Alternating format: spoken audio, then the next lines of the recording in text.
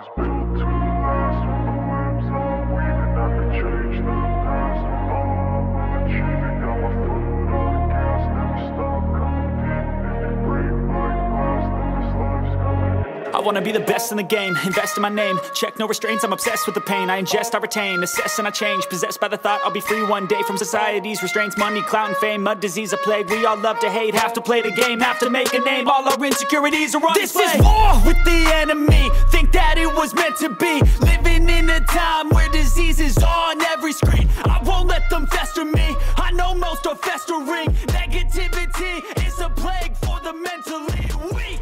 No mercy, all I got is working. Never stop. Salut mes pédalos et bienvenue au nouveau. J'ai le plaisir de vous présenter mon retour après 300 km avec le One Mile Scrambler V avec mes avis positifs et négatifs. Et d'ailleurs, on va commencer par les négatifs.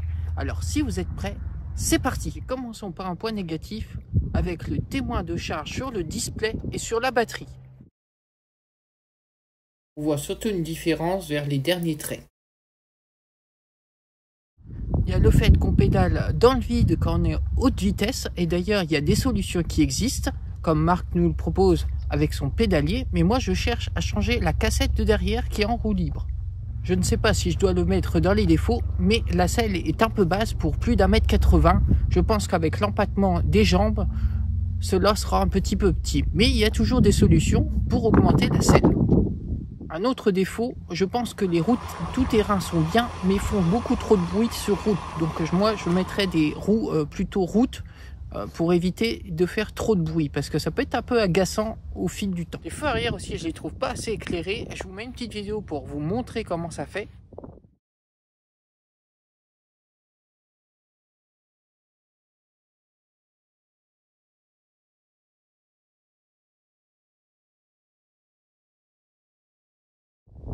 Je trouve aussi que le bruit du chargeur pour charger la batterie est vraiment trop bruyant. Faut le mettre sur une autre pièce, parce que sinon dans la pièce principale à vivre, c'est pas du tout agréable. Et le dernier petit point que je lui trouve de négatif pour le moment, c'est aussi l'accélérateur qui n'est pas actif quand on a assistance 0. Ça c'est vraiment dommage. Et un petit dernier truc aussi, c'est le fait qu'ils ont pas fait de la batterie quand elle arrive vraiment à sec, qu'il n'y a pas une petite réserve pour pouvoir continuer au compteur de marcher, avoir de la lumière, le klaxon, parce que ça peut être super dangereux si vous arrivez en fin de batterie, tout se coupe et vous n'avez plus rien, plus d'assistance. Bon, ça encore, ça peut être logique, mais plus d'éclairage, plus de kilomètres-heure, ça ne calcule même pas les kilomètres que vous avez fait, donc c'est un petit peu dommage. Et un autre petit point que j'avais oublié, ce que j'aurais bien aimé avoir sur ce vélo, c'est un moteur qui puisse récupérer l'énergie cinétique. Je crois que c'est ça, je suis pas sûr, mais qu'au moins qu'il puisse récupérer le freinage et tout ça pour qu'on récupère de la batterie, de l'autonomie du coup. Ça c'est vraiment dommage qu'il n'y ait pas, et je vais regarder si c'est pas possible de changer le moteur ou d'avoir cette chose là pour pouvoir récupérer l'énergie quand on est en descente, quand on freine et tout ça. Passons maintenant sur les points positifs. Alors là, ce que j'aime bien, c'est que niveau fluidité du vélo en ville, c'est vraiment l'extase. C'est vraiment le truc que je préfère, pouvoir me faufiler entre les voitures quand vous avez moins de 30 km à faire et que vous voulez passer super bien en ville. Franchement, ce vélo, il est au top. Alors même s'il y en a beaucoup qui dénigrent la position de conduite de ce vélo car pas assez d'amplitude et tout ça, mais au final, moi je trouve qu'il est super. Hein. Niveau amplitude, il suffit de se remettre un petit peu en arrière sur la selle et vous avez l'amplitude de vos jambes comme un petit vélo couché, c'est pas mal. Et moi franchement, j'adore cette position d'assise parce que ça me permet d'avoir le dos bien droit. Et par exemple pour les livraisons Uber, c'est super parce que ça m'évite de renverser les boissons de droite à gauche. Alors je trouve qu'on n'en parle pas assez, c'est le confort du vélo. Franchement, niveau confort, j'ai pas trouvé mieux encore en vélo. On dirait vraiment une petite moto entre les grosses roues, les doubles suspensions à l'arrière, les suspensions, la double fourche à l'avant. Franchement, on peut pas mieux faire. L'assise aussi, la selle est vachement molle et on est super bien dessus. Ça nous empêche même pas de pédaler. La selle est bien profilée par rapport aux jambes et par rapport à l'assise. Donc c'est nickel. Il y a aussi le moteur puissant. En des fois, je me fais surprendre même en pédalant. Le moteur accélère d'un seul coup et franchement, ça, la puissance, elle est nickel.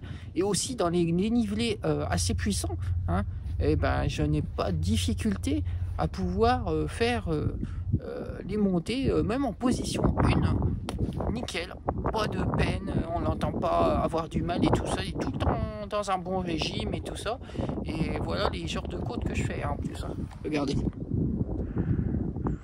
Je peux vous dire, ça grimpe pas mal du tout, hein.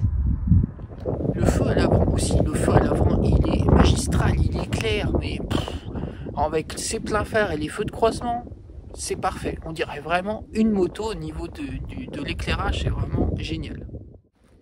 Et il y a bien sûr quelque chose que j'adore aussi, c'est l'accélérateur progressif. Et ça, c'est vraiment une subtilité. Tu vois, tu appuies sur l'accélérateur, ça démarre pas comme une trombe, ça y va vraiment tout gentiment et tout, et tu peux vraiment progressif, et vraiment pour les démarrages, et bah tu peux y aller tranquille, un petit démarrage tranquille, et hop tu accèdes, tu pédales et c'est nickel. Donc maintenant la conclusion de ce speed bike, et bah franchement c'est une belle découverte parce que c'est le premier que je teste, c'est le premier que je m'achète, et franchement je ne suis pas déçu du tout. Donc si vous êtes en plein doute ou en plein questionnement sur ce vélo, bah franchement ne perdez pas de temps, hein, allez-y, hein.